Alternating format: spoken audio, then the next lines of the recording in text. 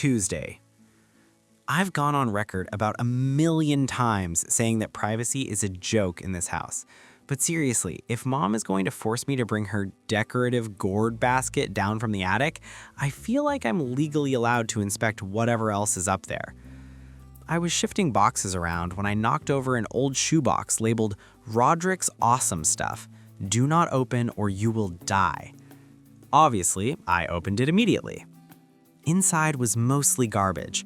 Some guitar picks that smelled like feet, a cassette tape of his band practice that sounded like a vacuum cleaner fighting a lawnmower, and a very crunchy, very old, petrified frog. I remembered this frog.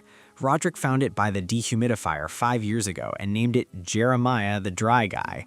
He claims it brings him good luck, which explains why his life is terrible, because that frog looked miserable.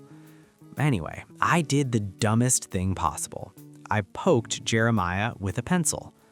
I barely touched the thing, I swear, but apparently 5 years of attic dryness had turned Jeremiah into pure dust held together by willpower.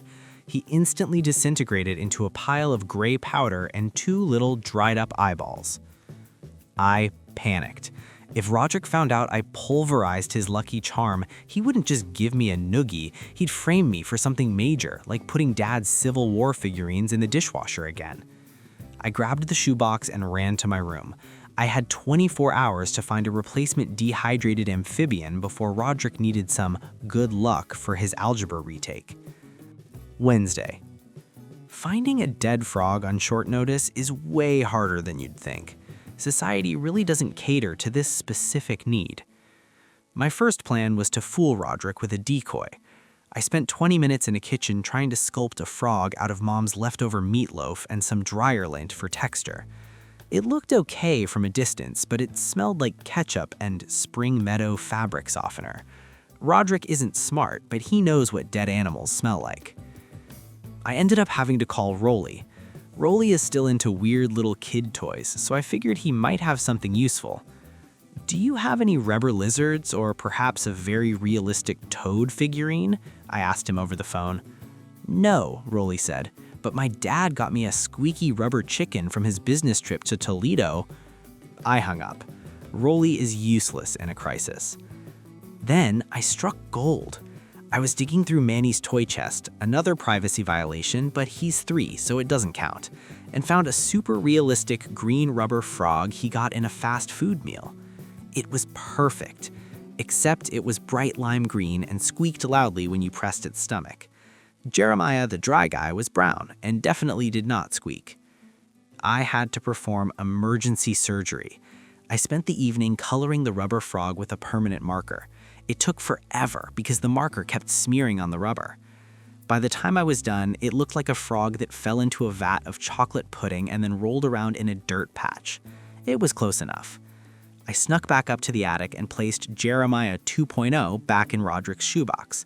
I felt like a master criminal. Thursday. The problem with using permanent marker on rubber is the fumes. When I woke up this morning, the entire upstairs hallway smelled like a chemical factory. Rodrick came out of his room rubbing his eyes. It smells like brains out here, he mumbled. He headed straight for the attic ladder. My heart stopped. He was going for the luck. I waited at the bottom of the ladder, preparing my alibi. I heard the shoebox open. Silence. Then a squeeze. Squeak! I forgot to take the squeaker out. Rodrick thundered down the ladder holding Jeremiah 2.0 by one leg. The brown marker was already flaking off, revealing the lime green underneath. Greg, he yelled, what did you do to Jeremiah? He looks like he's molting and he sounds like a dog toy. I don't know what you're talking about, I said, trying to look casual while sweating profusely. Maybe the attic humidity hydrated him. Rodrick stared at me, then he squeezed the frog directly in my face. Squeak! You killed him, Rodrick whispered, horrified. You killed the Dry Guy and replaced him with a phony. He didn't even hit me. He just looked genuinely sad, which was somehow way worse. He took the rubber frog into his room and slammed the door. I thought I was in the clear, but Rodrick plays the long game. Friday. I found out my punishment this afternoon. When I got home from school, Rodrick was waiting for me in the living room. He had the pile of original Jeremiah dust in a little Tupperware container. "We're having a service," Rodrick said solemnly. He made me go into the backyard. He had dug a small hole near Mom's prize-winning petunias. "You did the crime, you do the time," Rodrick said. "You have to deliver the eulogy and make it respectful." I stood there in the backyard holding a Tupperware of dust while Rodrick stood behind me with his arms crossed and sunglasses on even though it was cloudy. "Jeremiah was a good frog," I started, feeling ridiculous. "He was very dry, and he stayed in a box for a long time. He will be missed, especially by Rodrick, who has no other friends." "Hey," Rodrick shouted, "stick to the script." Just then, Dad pulled into the driveway. He got out of the car and stared at us, me holding a Tupperware over a hole and Rodrick looking like a Secret Service agent at a funeral. "I don't even want to know," Dad muttered, and went inside. I dumped the dust in the hole. Rodrick made me salute while he played a terrible, screechy version of Taps on his electric guitar with a portable amp strapped to his belt. It was the most humiliating 20 minutes of my life.